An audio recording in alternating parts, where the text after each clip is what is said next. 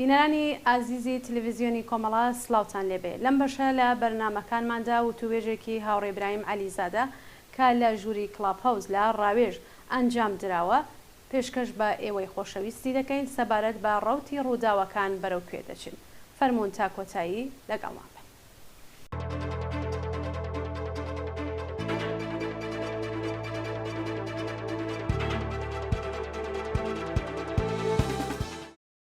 دۆستان و هاوڕێیان وێڕای سلاوێکی گەرم بە خێراتنتانەکەم بۆ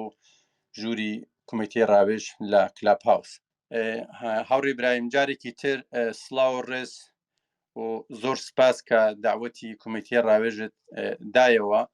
جارێکی تر بە خێراتی و مایکا لە خزمەت تا فەرموو. ساومەیە لە خزمەتە هاوڕێیان و بەشداربووانی ئەم کۆڕە و خۆشی و مادوونەبینی یەکەم لە بەڕێوەبەرانی ژووری ڕاوێژ.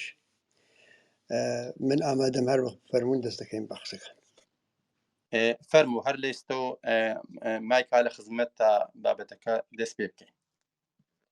پێشەم شتێک حەز دەکەم ئەوە بڵێم کە ئەمڕۆ بەیانی بەداخەوە ئاگادار بووین کە ئارمیتا گراوەند سەرنجام دوای نزیک بە 3 حەوتوو لە کۆمادا بوون گیانی بەخت کرد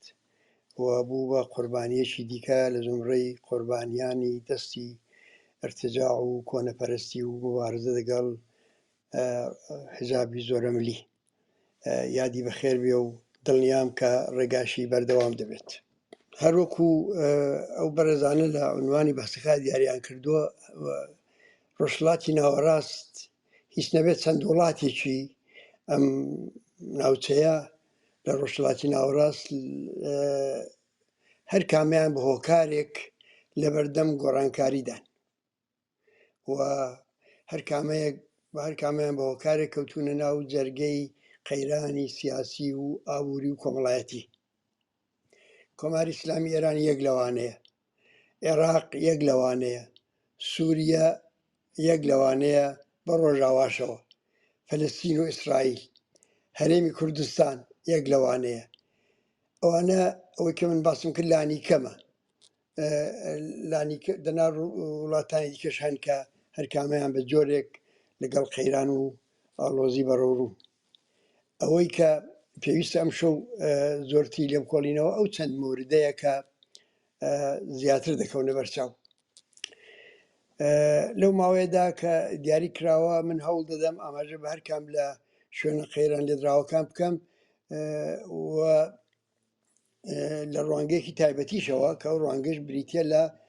عنوانی جەلسەکەمان، ینی ڕەوتی ڕووداوەکان بەرەو کوێ دەڕوات.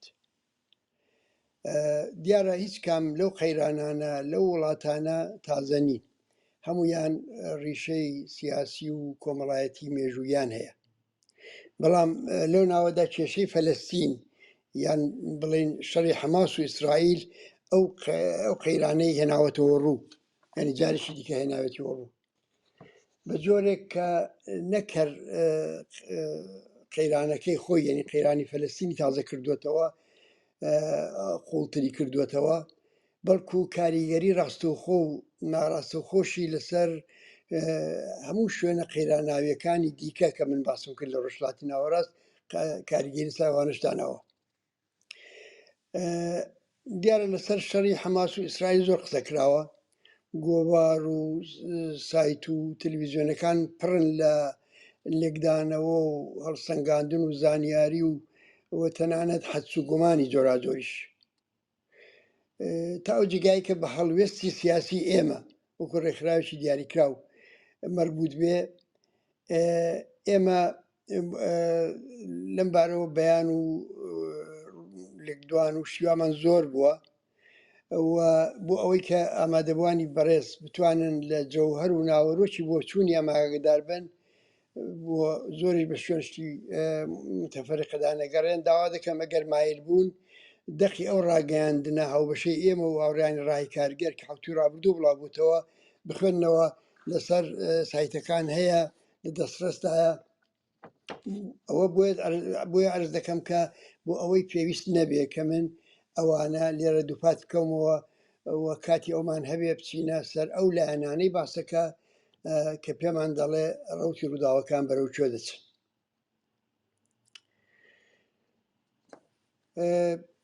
دوای ئەو سەرەتایە بۆ ناسینی ئەو ڕەوتە ناتوانین سەرفی نەزەر بکەین لە حەدس و گومانگەلێکیش کە هەیە، ینی بۆ ناسینی ئەو ڕەوتی ئەوەی کە ڕەوتی مەسەلەن بۆ نمونە ڕووداوەکان لە قەیرانی فەلەستین یا لە قەیرانی شەڕی حەماس و ئیسرائیلدا بەرەو کوێ دەچێ، ئەو ناتوانین سەرفی نەزەر بکەین لەوەی کە کۆمەڵێک گومانەزەنی هەیە، کۆمەڵێک حەدس و گومان هەیە کە کۆمەک دەکا بەوەی کە ئێمە ڕەوتی بەرەو پێشچوونی ئەو بحرانەش تا ئەندازەیەک بتوانین ئاماژە پێ بکەین. ئەوەی کە هیچ کام لە دەستگا جاسوسەکانی دەوڵەتانی ڕۆژاوا لە دەستگای جاسوسی ئەمریکاوە بگرە هەتا ئوروپا و هەموو ئەوانەی کە هاوپەیمانی ئیسرائیل کە خۆیان تەنانەت کەم نین دەوڵەتی عەرەبیش کە پەیوەندیان لەگەڵ ئیسرائیل زۆرە، پەیوەندی اطلاعاتی و زانیاریان لەگەڵ ئیسرائیل زۆرە، ئەوانە بە ئیزافەی خودی دەستگای جاسوسی ئیسرائیلیش کە ڕۆژ نییە لە ڕێگەی تۆڕە سیخوڕەکانیەوە کەسێک لە ڕاهبەرانی حەماس یا هەڵسوراوانی دیکەی فەلەستین شناسایی نەکات لە ئاسمانەوە نەیان پێچێ. هەموو پسپۆڕی و شارەزایی خۆی تا ئێستا سازمان جاسوسی و زێدە جاسوسی ئیسرائیل لە شەڕ لەگەڵ فەلەستینیەکان و هاوپەیمانانی فەلەستینیەکان بەدەستێناوە. ئەوەی کە ئەم ڕێکخراوە بەم هەموو هاوپەیمانە بەو هەموو دەست و پەیوەندەی کە لەسەر تاسەری دنیا هەیەی ئەوانەی کە دەستیان حتا بۆ نفوذ لە ڕێکخراوە فەلەستینیەکاندا لە خودی ئیسرائیل لەوانێ ئاواڵەتر بێ، نەیتوانیوە هەست بەوە هاتە داروچێکی بەربڵاوی نظامی بکات، ئەوە خۆی جێگومانێکی جددیە. با لەوە بگەڕین کە دەسەڵاتیەکانی ئیسرائیل بە تایبەت ناتانیاهوو کە گڵۆڵەی کەوت بۆ لێژی لە ڕووداوەدا لە ڕوودا بە تەواوی بەهرەمەند بوو. گڵۆڵەی کەوت بۆ لێژی لەوەی کە جارێک کۆڵی پەروەندەی دادگستەری هەبوو، ئێتلافێکی زۆر زۆر شەقولەقی پێکێنابوو و ئەمڕۆ یاسبەینێ بوو لە نەتیجەی ئەو تەزاوڕات و ئێترازاتی کە لە خودی فەلەستین لە خودی ئیسرائیل دەکرا وردە وردە لە تەخت بێتە خوارێ، ئەوانە هەمووی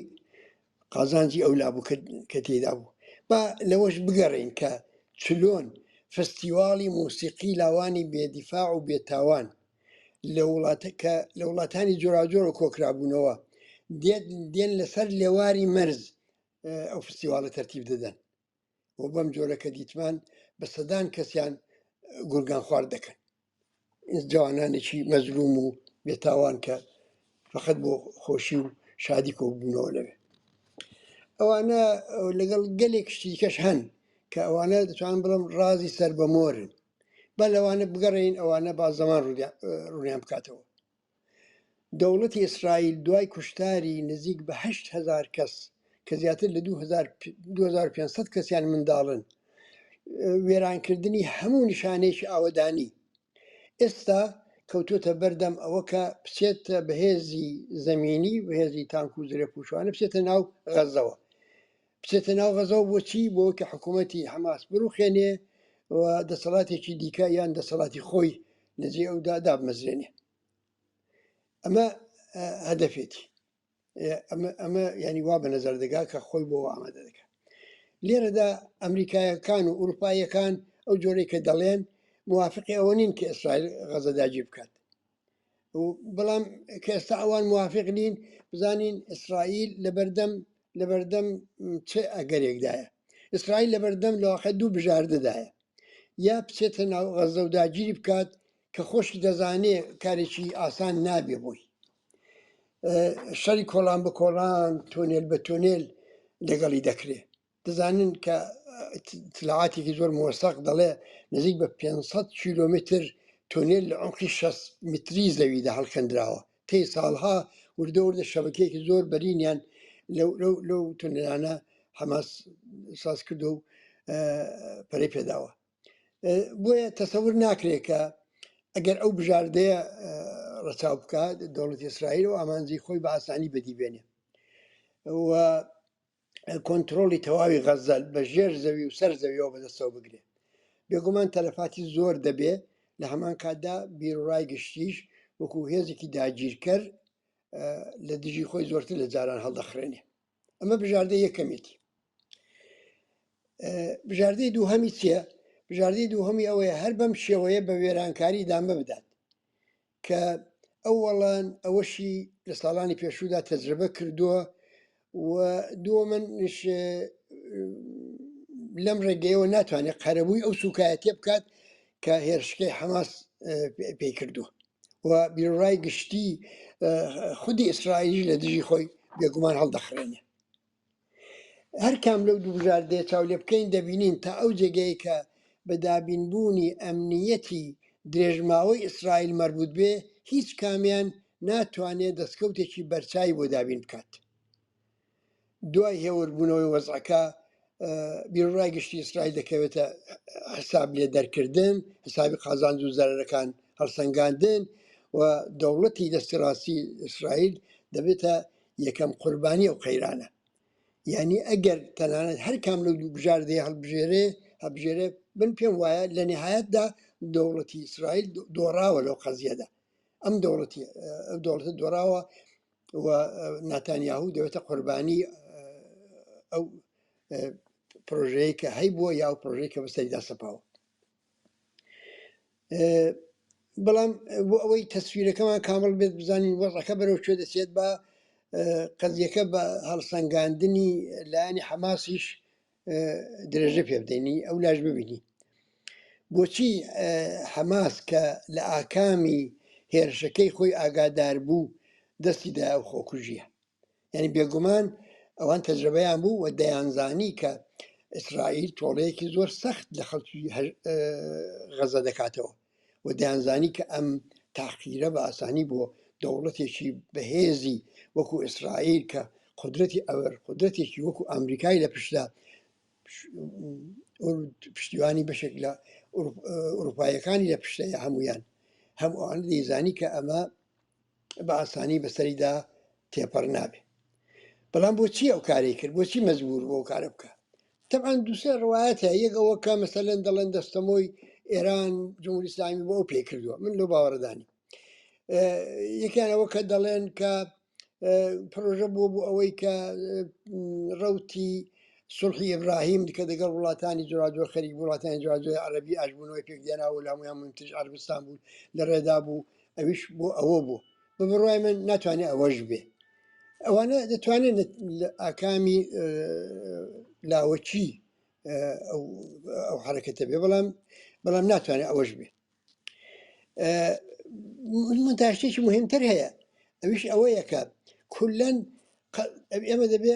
قەزیەی فەلەستین لە چوارچێوەی عمومی خۆیدا ببینی ینی حەماسیش بەرینە ئەو چوارچێوەوە تا دەرکی بکەین وەزعەکە چۆنە بە سەدان هەزار لاوی فەلەستینی هەن لە نەواری غەزە دەژین نە ژیانی ئەمڕۆیان ژیانە نە منداڵیان منداڵیە نە ژیانی جوانیان هەیەوە نە دوا ڕۆژیشان ڕوونە بەردەوام ئاسۆیشان لە بێدەرەتانی و لە بێ ئاسوەیەکی مطلقدا دەژین حەماس توانیوێتی ئەم بارودۆخە ڕوحی و دەرونەی کە بەسەر جوانانی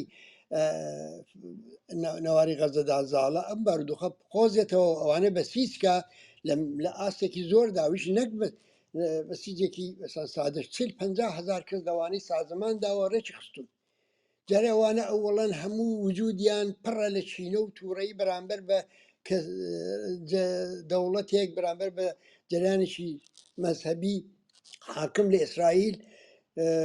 کە ئەو شرایطی بەستەدا سەپاندوون هەموو وجودیان پڕە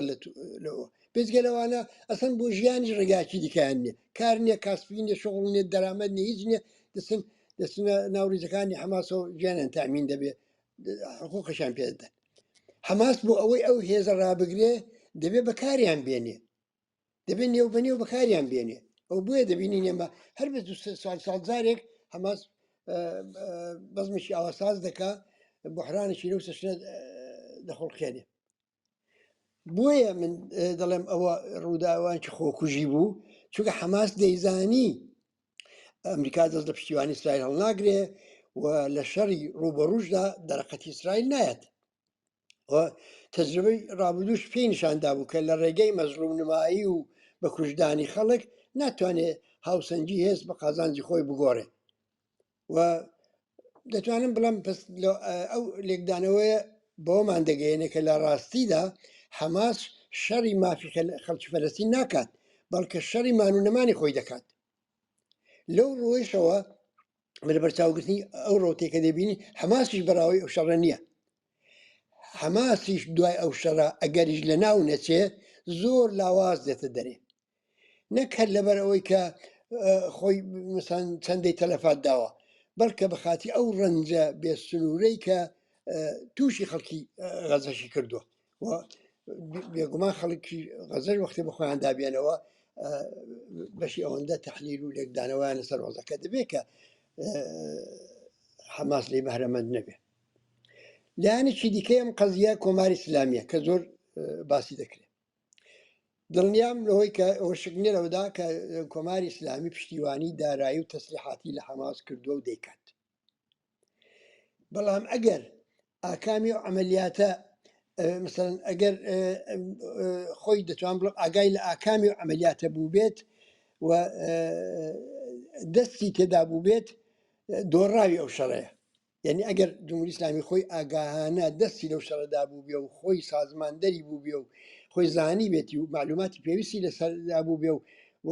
ئاگاهانە پێی نابێتە ئەو شەڕەوە دۆڕاوی ئەو شەڕەیە بۆچی زۆر ڕوونە جارێ ئەوڵان پێش هەموو شێخ خامنەی وتی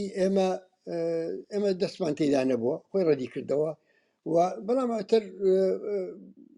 بۆ ڕوودەربایسی فەلەستینیەکان و هێزەکانی خۆشی دەربێ وتی یا بەڵام دەستی و کەسانە ماز دەکەین کە عملیاتیان کردووە ئەمریکاش وتی نەبووە ئەمریکاش وتی جمهوری ئیسلامی دەستی نەبووە خۆ ئەگەر ویستبای بڵێ دەستی هەبوو دەیتوانی ئەوەندە مەدرە کۆکاتەوە بڵێ دەستی بووە بەڵام ئەمریکا بۆچی کوتی دەستی نەبووە بۆ ئەوەی کە هەڕەشەی لێ بکە بۆ ئەگەر دەستشی بۆ لەوە بۆلاوە نابێ هەڕەشە بێ بۆ لەوە بۆلاوە بۆیە کۆماری ئیسلامی ئێستا بەرامبەر بە ئەحیانەن داگیرکردنی غەزە وەشکستی حەماس لەوێ دەست دەکات ناتوانێت دەخالەتی ڕاستەوخۆ بکات بە دلیلی زۆر وازە ئەمریکا دوو ناوگانی جەنگی و مجموعەیەکی زۆر تەدارکاتی نظامی دیکەی هێناوە لە بن دەستی ئیسرائیل جێگیری کردووە و هەموو زەرفێت و توانای ئەوەی هەیە کە هەر نەوە تحرکێکی جمهوری ئیسلامی خونساکاتەوە بەڵام کۆماری ئیسلامی تەنیا کارێک کە دەتوانێت بیکا بەشی پاراستنی ئابڕووی خۆی لای حیزبوڵایەکان و ریزەکانی خۆی و بەشی لە خەڵکی وڵاتانە عەرەبی هاندەری کۆمەڵێک عملیاتی نمایشی بچووکی بێتەسیر بێ لەلایەن هێزە نیابەتیەکانیانەوە وەکو ئەوی کە مەسەڵەن لەو ڕۆژانەدا لە عین الەسەدیان داوە یا لە چەند جگای دیکە دڕۆنیان بەسەر دیگە هەڵفراندووە بژ هێناوێنتە خوارێ عملیاتایەکی کە هیچ تەسیری نییە و کەس وەتابەت ئەمریکا ناترسێنێ ئەوە مانای چیە مانای ئەوەیە کە ئێستا لەو شەڕەدا جمهوری ئیسلامی دەستی بەکڵاوی خۆی گرتووە بانەی بە کەوایە من دەڵم جمهوری ئیسلامیش نهایەتەن دۆڕاوی ئەو شەڕەیە دۆڕاوی ئەو شەڕەیە لەبەر چی لەبەر ئەوەی کە ناتوانێت عەکسولعەمەل نیشان بدا و دوای ئەو شەڕەش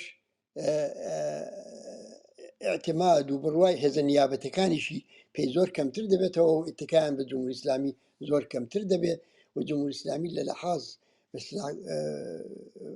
هێزی منتەقەیی و دەرەوەی وڵاتی و ئەوی کە خۆی پێی دەکەوت عمقی ئستراتێژیک لاوازتر دەبێت جارێ بگوزارین لەوە لە کاتی خۆیدا باسی دەکەین کە خۆی کۆماری ئیسلامی دەرگیری چ موشکلاتێکەیە و بەدەگەڵ چ قەیرانێک بەڕۆ سەبارەت بە هەڵوێستی ئەمریکا و وڵاتانی وڵاتانی غەربی بەگشتی چاوێن لەدەست دەوڵەتی ئەمریکایە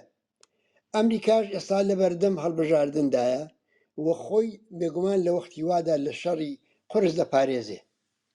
هەم بۆ ئەوەی کە پەیمانی ئیبراهیم بە ئیسلاتێک نەچێ و هاوپەیمانانی لێ دوور نەکەونەوە و هەر بۆ ئەوەی کە مەسەلەن دەوڵەتێکی گەورە وەکو چین بەهرەبەرداری لە نەکاو هەم ئەوانە ئەمریکاش پێی خۆشە کە ئەو شەڕە مەحدود بمێنێتەوە کە ئەو شەڕە محدود بمێنێتەوە و کە ئیسرائیل دەوڵەتی ئیسرائیل دەستکەوتێکی بەرچاوش بەدەست نەهێنێ دەوڵەتی ئیسرائیل دەستکەوتێکی بەرچاوش بەدەست نەهێنێ لە داگیرکردنی غەزا یا ڕووداوەکانی دوای ئەوە لەو سوورەتە چی بۆ دەمێنێتەوە ئەمریکا غەیری ئەوەی کە هەوڵ بدا بەرژەوەندی ئابووری دنیا لەو ناوچەیە تێک نەچێت و ئارایشی سیاسی منتەقە تێک نەچێ چونکە پێی وایە ئەو منتەقە لەوە زۆرتر نائەمنی هەڵناگرێ و چینیش هەوڵ دەدا کە ئێوەری بکاتەوە کەوایە لێرەدا من دەگەڕێم دوا وردە دەگەڕێم بە شوێن دۆڕاوی ئەسڵی یا زەرەرخوردە و زەربەخوردەی ئەسڵی ئەو شەڕە لە ڕووی ئەو لێکدانەوەدا قسە لەوە دەکرێت ئەلبەتە رووسیا لێرەدا قازانجێکی تێدا هەیە رووسیا ئەلبەتە قازانجێکی کاتی تێدا هەیە ئەویش عیبارەتە لەوە کە سرنجەکان لە ئوکراینەوە دەگوازێتەوە بۆ فەلەستین و هێزی ڕاسترە و لە دنیادا تەقویەت دەکا و موقعیەتی خۆی لە ناو هێزە ڕاستەکانی وڵاتانی ئوروپایی لە ناو ئیسلامیەکان و هەمووانە تۆزە بەهێزتر دەکا ئەگەر چی ممکن لایەن ئیسرائیل شو هەندێک زەرەری پێ بگەوان بۆیە رووسیاش قازانجێکی محدود لەو قەزیەدا دەکا و دەتوانم بڵێم رووسیا بە پێچوانەوە کە بازەن دەڵێن دەوری هەیە و نەخشی هەیە و هاان دەربۆ و داڕێژەر بۆوانە هێزێکی پەراوێزی ئەم ڕووداوانەیە بەڵام لە پەراوێزیشدا بەشی خۆی بەهرەمەند بۆ بەهرەمەند دەبێت ئەمە کولەن ڕوتی ڕووداوەکانە بەرەوچێ دەچێت بەڵام ئەوەی کە معلومە چه زەرەری کرد ئەو بە میلیۆنها فەلەستینەی کە ئێستا لەژێر ئەو فشارە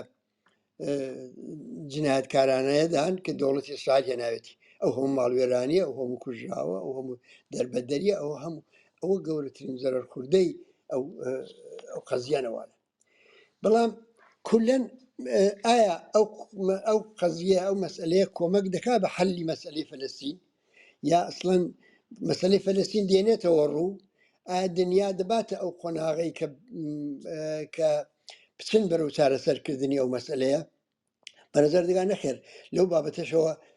ئەگەر بزانین کە ڕێگاچارەی فەلەستین نهایەتەن لە چیدایە بۆ معلوم دەبێت کە ئەم ئەمەلیات و ئەم کارێک کە حەماس دەستی پێکرد نەکرد کۆمەک ناکا بە نزیک بوونەوەی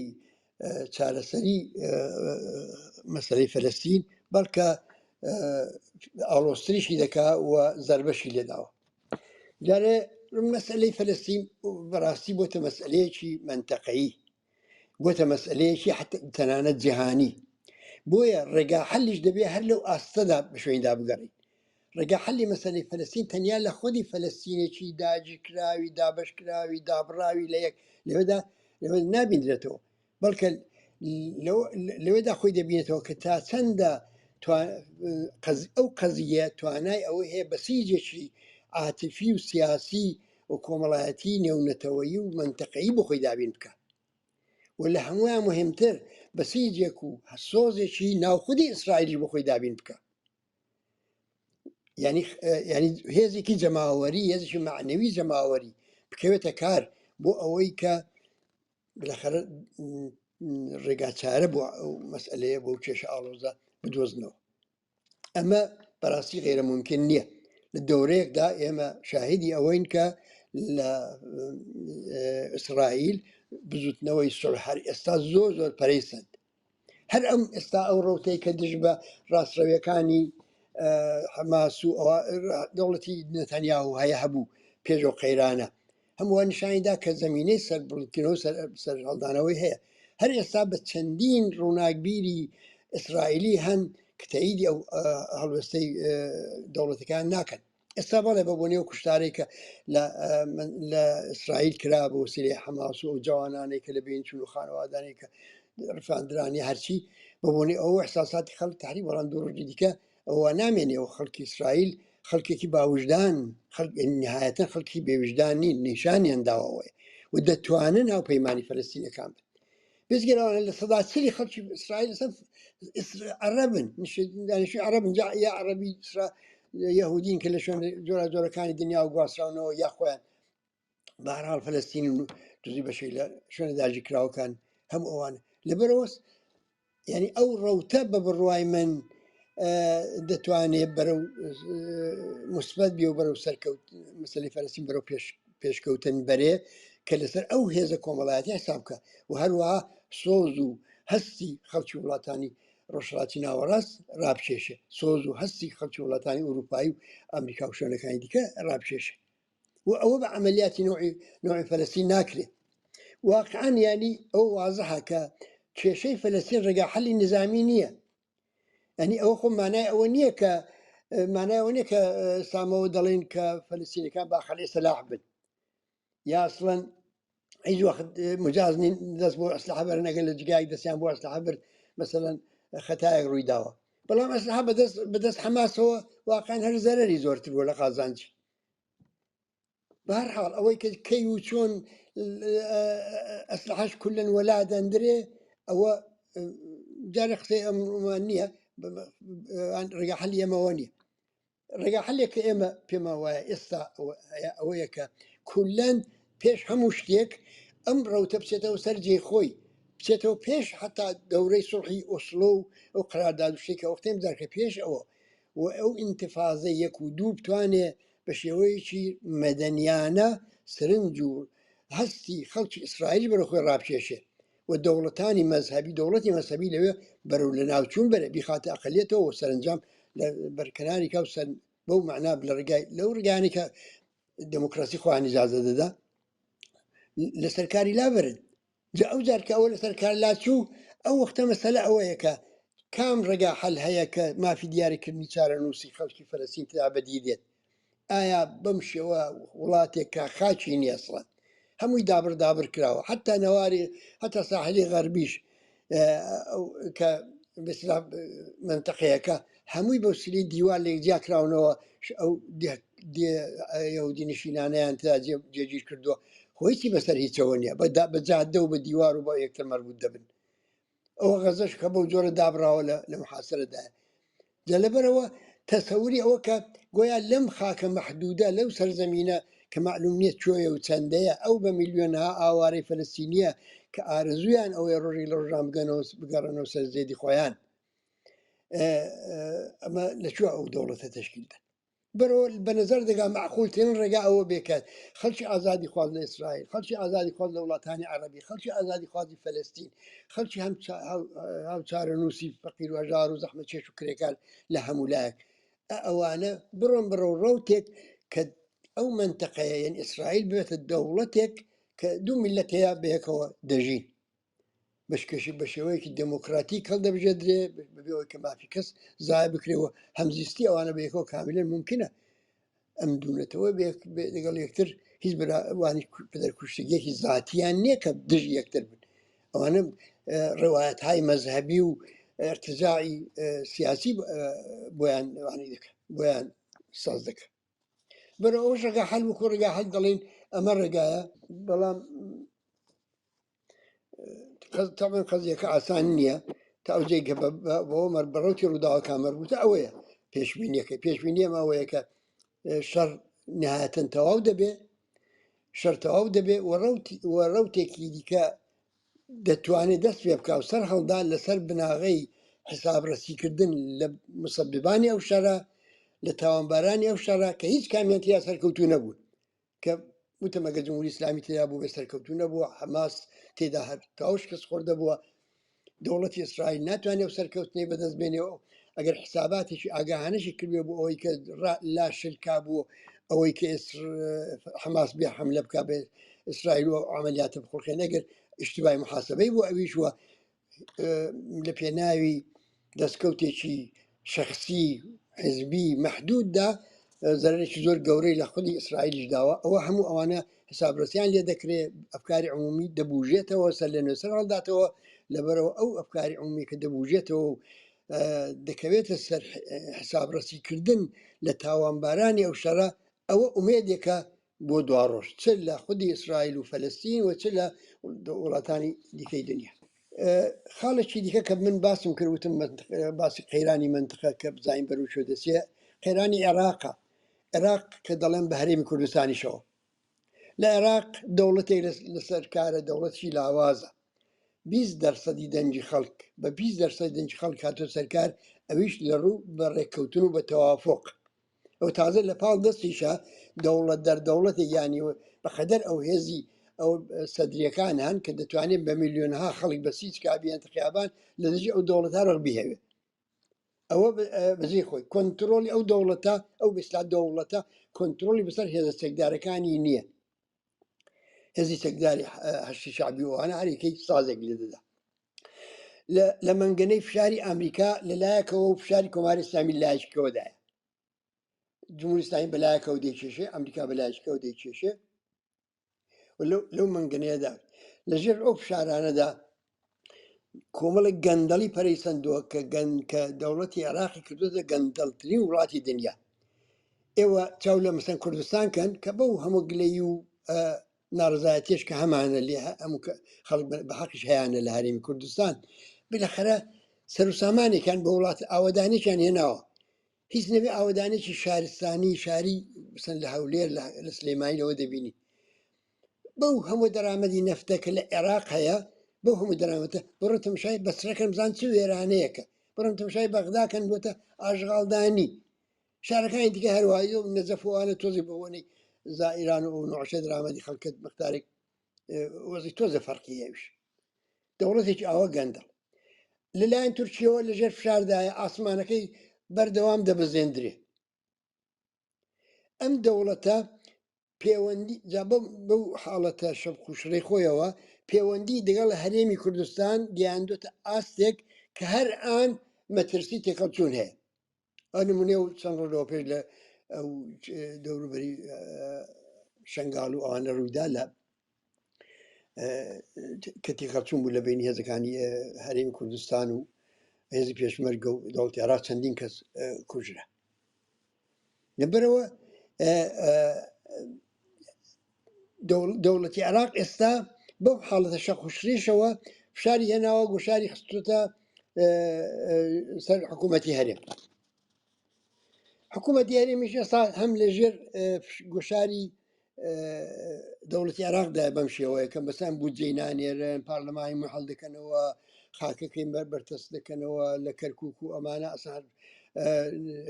قسەشی لێ ناکرێت کە ڕۆژێک لە ڕۆژانەوە کوردستان بووە خانەقین و مەندەلی و نازام شنگاڵ و مەخمور وانەشە جێ خۆی هەموو شوێنە دابراوەکان و شوێنە جێ لەسەر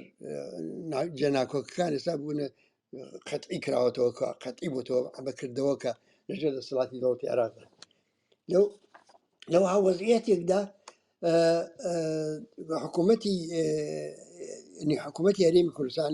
لەلایەن ئێران عێراق تورکیەوە خراوەتە گۆشەیەکەوە ئەوە لە کاتێکدا لە کارێکا خراوەتە گۆشەیەەکە و ژێر فشار کە ئەوزار لە ناو خۆشیاندا ناکۆچیەکان بەردەوامن قەیرانی دارایی و موچە نەدانی خەڵک بەربنجی پێگرتوون سوودانی کە بە سلام منعتیفە زاهرن دەگەڵیان بەڵێنەکانی ناتوانێت جێبەجێ بکە یاسن ئاگاهانە جێبەجێ ناکە سەرجەم هەرێمی کوردستانیش تو زۆر سەخامگیرە ئەمە بەرەوچێ دەچێ هەرێمی کوردستان یا عێراق بەرەوچێ دەچێ بەڕاستی پێشبینیکردنی زۆر مشکلە ئەوەی کە چاوەڕێی دەکەین ئەوەی کە ئەگەر بکرێ ئەنی بتوانین زەرەرەکان بە حەدیەقەل بگەێنین ئەگەر زەرەرەکان بە حەدیەقەل بگا ئەگەر خەڵک بە هیچ جۆرێک لە جۆرەکان تووشی کارەساتی لە نەوەی ئەوەی لە ڕۆژاوا هەیە یا نەوەی لە فەلەستین لە غەزە هەیە تووشی کارەساتی لەبن ئەوە زۆر هونەرەیە زۆر کارشی گەورەیە کە پێشی کارەسات بدەنا ئەو وەزع بحران ناویە بەو شرایطش کە ئێستا لەوێ حاکمە هەر ئان وەکو بۆشکەیەکی باڕوتە کە بتەقێتەوە هێزی سەدرریەکان ئەگەر تۆزێک گەنی بە وەخت پاشەکشیان نەکردبایە هەر وەختی خۆی ساڵی ڕابردوو بەغدا دەبوو جارش کە دەبوو بە گۆمی خوێن کێشەی شیعە و سونی هەر بەردەوامە داعش نێوێک هەر لەو ناوەدا ورتەورتی دێ و زەمینەی بوژانەوە و سەر هەڵدانەوەی هەیە و بە تایبەتی هێزی سونی و ناکۆچی سونی و شیعە هەر بەجێی خۆی لە ڕێگەی حزب سیاسیەکانەوە لە ڕێگای ئەشخاصی ساوە خاوەن بەرژەوەندی تایبەتی خوانەوە لە ڕێگایەوە هەروە باوەشێن دەکرێت بە جۆرێک لە جۆرەکان ئەمە وەزعێکە کە بۆیە دەڵێم ئەوەی کە بەرەو چێ دەچێت فقط دەتوانم بەعزی گومان بنیادەم حەچ و گومان لێ بداکەویش زۆر دەردێک دەوا ناکات. دێنە ئەوجار با بزانین پێشەوەی کە بچمە سەر جمهوری ئیسلامی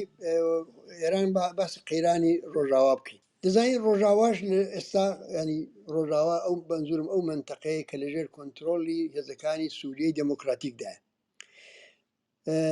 لەژێر لەژێر فشارێکی چەندلایەنەدایە، فشاری دەوڵەتی تورکیا، فشاری دەوڵەتی سووریا وە کێشەکانی ناوخۆیان لەگەڵ ئەنەکەسە و ئەمانە. ئەمە لە حاڵێکدا کە دایم مەردەوام منتەقەی دەسەڵاتی ئەوانش مەحدود دەبێتەوە،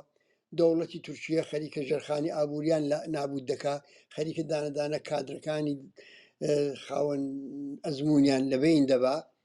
بە هەموو شێوەیەک هەوڵ دەدا ئەو تەجربەیە تووشی شکست بکە. لە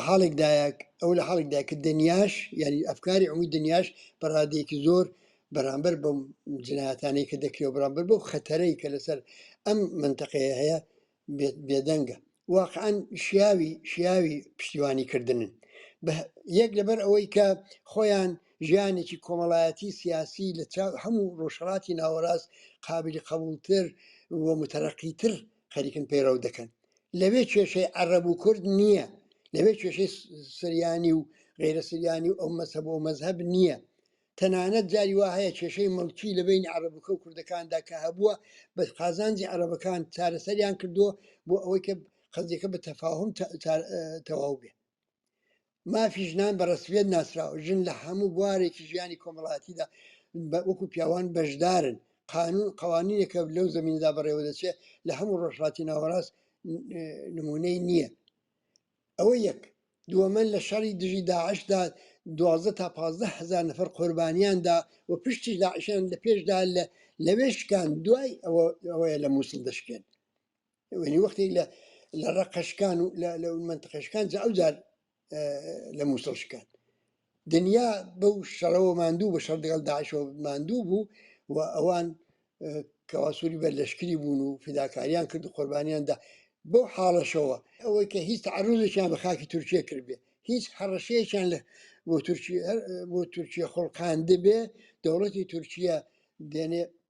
بەو جۆرە دەیان دەپڕۆسێ، بۆمبارانیان دەکا، بیمارستانیان لەبین دەبا، وزگای بەرقیان لەبین دەبا، مەدرسەیان وێران دەکا، هەموو ئەو جنایەتانە دەکا و ئەو پشتیوانیان ناکەوێتە کار. ئەمە واقعیەتێکە کە پێم وایە دەبێت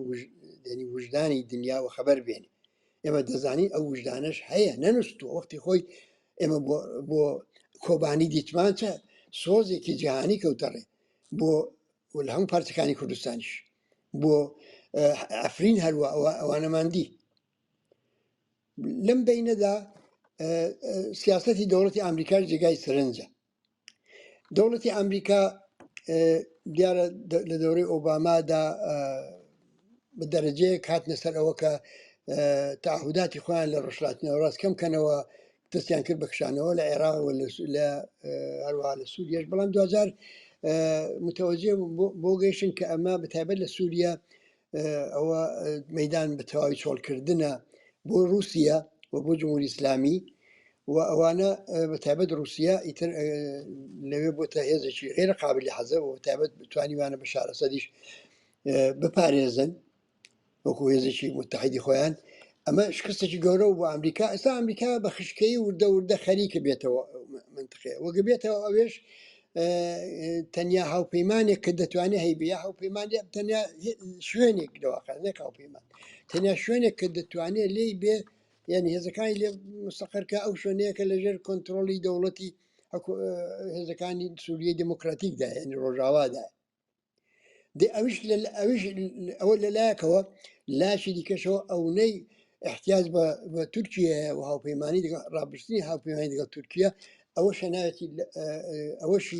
ئەوەش لە پێناوی پشتیوانی ڕۆژاوا فیدا ناکە. لە نەتیجەدا هیچ ئومێدێکیش ناکرێت بە حزوری ئەمریکا لەو منتقەیە بکەین. لەبەرەوە ئەمریکا لە نهایەتدا بەرژەوەندی خۆی لە ڕاگررتنی اتحادی خۆی لەگەڵ دەوڵەتی تورکیا دەبینێتەوە، کەوایە ئومێدێکیش بەوە نییە و لەو ڕووەوە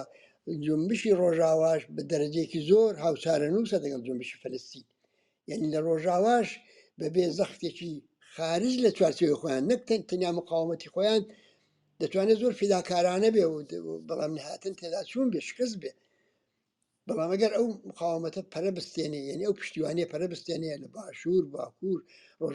ڕۆژهەڵاتی کوردستان لە شوێنەکانی دیکەی خاوەنمیان لە شوێنەکانی دیکەی دنیا دیاسپۆرای کورد خەڵکی شەرافەتمەند لە هەموو دنیا ئەمانە بجوڵێن یان بیان جوڵێن یان کارێکی وا بکەیت نەهێڵی مەسەلەن جنایەتێک کە داپۆشێت جنایەتی کە لە غەزە دەکرێت جنایەتی کە ڕۆژاوا دەکرێت دایپۆشێ ئەوە بەڕاستی کاری دەوێت ئەو کارەش سازمان و تەشکیلات و ئیرادە و ئەو ناشتەی گەرەکە. سەبارەت بە بارودۆخی جمهوری ئیسلامی یعنی ئاخرین بابەتێک کە دەمەوێت لەو ماوەی کە هەمە قسەی لێ بکەم، ئەگەر کۆماری ئیسلامی لەو قەیرانەی غەزە دەرباز بێ و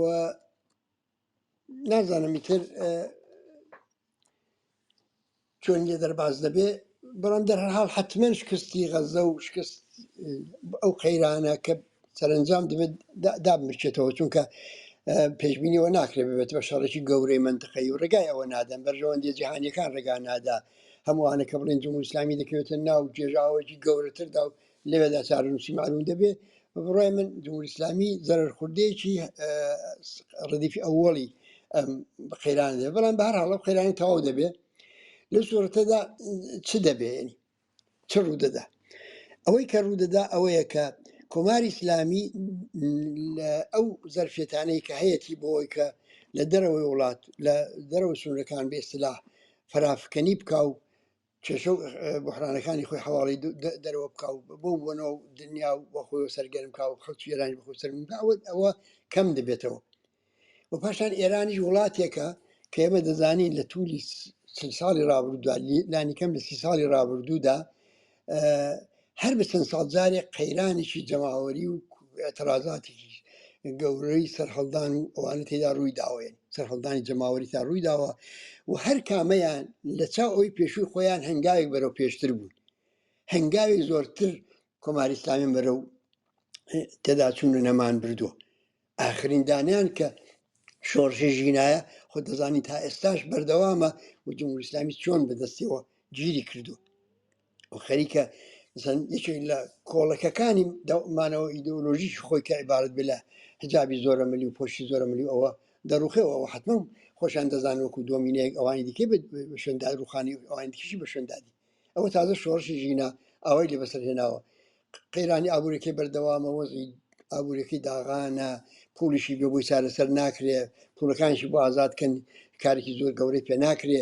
خەڵک تەوقعات چۆستەرێ نەترساوە ناترسێ ناڕازیە ناڕزاتی دەبرێت جوان کرێکار ژن خەڵکی گەرکە فەقیر نشینەکان هەمووی ئەوانە لەسەر پێن بۆ اعتراضات و من دڵنیام لەوەی کە اعتراضاتێکی جەماوەری لە ئایندێکی نەزۆر دووردا لە ئاستێکی زۆر بەرینتر لەوەی ڕابردوو سەر هەڵدەدا و ئەو جار محورەکەی ئابووری دەبێت محورەکەی عبارەت دەبێت لە داخوازی ژیانی باشتر تامینی ژیان و کار و نان و مەسکن و هەموو ئەوانە بوو و ئەوە وردەوردە سەرتاکانیشی دەبینین و هەر لەو مانگانەی ئەخیریشدا قەت کۆمەلگای ئێران لە بابەتەوە خامۆش نەبووە کۆمەلگای کوردستانی شەروا کوردستانی ئێران هەر جم و جۆڵ تێیدا بووە بۆ ساڵ ڕۆژی شەهیدەکان بۆ ئەو ڕووداوە تازانەی کە ڕوو دەدەن بەردەوامی ئەتراز بۆ ناڕزاتی و ڕوحی خەڵک زۆر لەسەرەیە هەموو ئەوانە و تاوزێ بە کوردستان مەربوتە دەمەوێت ئەوەش بڵێم کە ئیتر بەحسەکە بۆ کۆتایی پێبێنم کە جمهوری ئیسلامی زۆری بەلاوە مهمە وورەی خەڵکی کوردستان دابەزێنێت چون دەزانێت ئەو وورەیە زۆر بەرزە ڕێگای کە ئەموو ڕێگایەکی تاقی کردەوە کوشتار و نظامی کردن و حکومت نظامی بەرقرارکردن و ئەوانەی بگیربەند و زیندانیکردنی فعالانی مەدەنی و هەموو شتێکی تاقی کردوێتەوە ئەوانە هیچ وورەی خەڵکی پێ نەڕووخاوە. ئێستا خیاڵی هەیە بە فشارهێنان بۆ حیزبەکانی ڕۆژهەڵاتی کوردستان کە بنکەوبارگیان لە هەرێمی کوردستان هەیە بەوە وەرەی خەڵی بڕوخێنی مەسەرەن تەبلیغەوە کە ئەوە چەکم کردن ئەوە تەسلیمم کردن ئەوە تابڵۆی بنکەوبارگاکانمانە هێنا خوارێ ئەوە چون بازیدی فڵانمان کرد وتر ئەوەش کە ئومێدتان پێدەبەست ئەوەش تەواو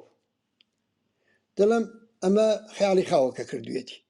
جارێ ئەوەڵەن لە هەڕەتی ئەو فشارانەدا لە هەڕەتی ئەو فشاراندا هەر ئەو حیزبانە بانگەوازی خەڵکی کوردستانیان کرد بۆ مانگرتنی گشتی نزیک بە 10 میلیۆن کەس وەڵامی داوە واخانەوەنی کای پێ دەکرێت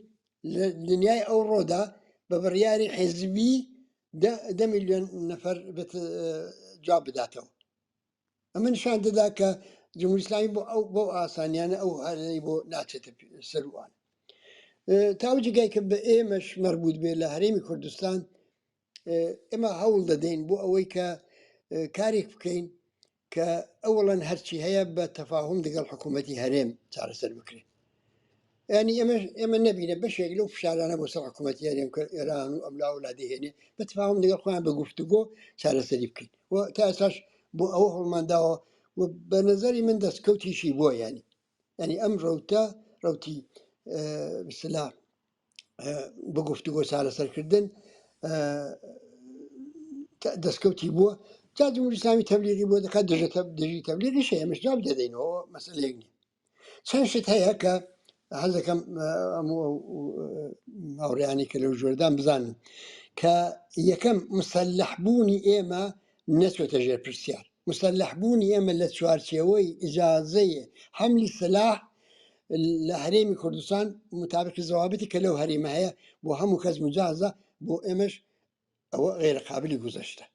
ئەنی ئێمەش وەکو هەموو خەڵکی دیکە هەرێمی کوردستان دەتوانین ئەسلحەمان بێ بنابەری خەڵی بەو معنا خەلی سەلاح منتەفیە چونکە گەوا بێ دەبێ هەموو خەڵکی هەرێم خەلی سەلاحکەن هەموو ئەشاعیر خەلی سەلاحکەن هەموو ئەحزاب خەلی سەلاحکەن هەموو حزبی ئەملا ئەوەش ناگونجێ لەبەرەوە ئەو مەسئلەی خەلی سەلاح تەواو بوو حەل بوو ینی کە ئێمە لە چوارچەوەی زەوابەتی حکوومەتی هەرێمدا و لە چوارچەوەی ئەو مافەی کە بۆ خەڵکی هەرێمی کوردستان شارۆمەندانی و هەرێمە بەڕسمێن ناسەوە ئێمە سەنگدار دەمێنەوە دووەم شت ئێمە لە کوردستان جەماعەتێک پەنابەر نین یان جەماعەتێک پەنابەری لێ قەوماوی دەستەوەستانی کە منتەزیر بین بزانین کەی خامەتمان لە کام وڵاتی وروپایی پێدەدەن و بڕۆینەوانە ئێمە کۆمەڵێک فعالی سیاسین حزبی سیاسین فعالیسم باسی خۆمان دەکەم جارێ کۆمەڵێک حزبی سیاسی فعالی سیاسین ئێمە فعالی سیاسین هەموو ئەو فعالیتانەی کە لە وڵاتێکی وەکو ئاڵمان لە وڵاتی وەکو سوێد لە وڵاتی وەکو فەڕەنسا لە شوێنەکانی دیکەی دنیا دەیکەین و بووە مجازە لێر بخۆن بە مجازی دەزانی بابزین ئەوە دەکرێت بەنەژێ پرسیار ئەگەر ئەوان بدەژێ پرسیار ئەو وەختە مرزانین کاردانەوە خۆمانمان دەبێت هەروەکو مەسەن ئەگەر لە ئەڵمان بی بەنەژێ پرسیار خۆ حتمما ئەویش کاردانەوەی لێ دەکەوێتەوە یا لە هەرچی شوێنێکی دیکە فقط ئێمە قوتومانە هەرێمی کوردستان ناکەینە پشتی جەبهەی خۆمان بۆ شەڕی نظامی ئەسلحە بەکاردێنین ئەسلحە دەنێرینەوە فعالیەتی نظامی بۆ معنا ناکەین بەڵام حزبێکی کە لە ماڵی خۆمان لە لای خۆمان چەکمان هەیە بۆ دیفاع لە خۆمان هەر ئەو ماوەیە باوەکۆی کە چەکیشمان بووە ئەو لە هێزەکانی دیکە لە حزبی دموکرات چەندین کەسیان شەهید کردو ئەوە ینی مانای ئەوەیە کە ئەم دعایە پوچە کە نابێت چەکیشەوە جازە ئەمنیەتت نێزانە خواز چەکشت دەست نەبێ لەبەرەوە ئەوش ئەوە ناکەین سێهەم شت کە نایکەین و بسلا قبولی ناکەین ئەوش ئەوەیە کە ئێمە هیچ بەشێک لە فعالیەتی خۆمان ناگۆزینەوە بۆ شوێنەکانی دەرەوەی دەسەڵاتی حکوومەتی هەرێم یعنی ئەوەی کە ئۆردوگاتان بۆ دروست دەکەن و لەم لاولۆلا ئەوە غیرە قابلی قبول ئەو غیرە قابلی قبول بەڵام ئەوانش کە ئەرزم کردن ئەوانە هەوڵ دەدەین و هۆڵمانداوە کە لە ڕێگەی گفتوگۆ و بە مزاکەرە و بۆوانە چارەسەرکەین و پێم وایە کە تا ئێستا وەزعەکە نسبەتەن سوباتێکی گرتووە فعلا بە نەزەر دەگا کە وەزعەکە سوباتێکی گرتی بێ بەڵام خۆب شایدیش ئەوە لەژێر تەئسیری ئەو قەیرانی غەزەدا بێ و کە مقدارێک ئەولەویەتەکانی گۆڕیوە تا بابزانین دوای ئەوە چ دەبێت من ئەرزێکی کەم نیە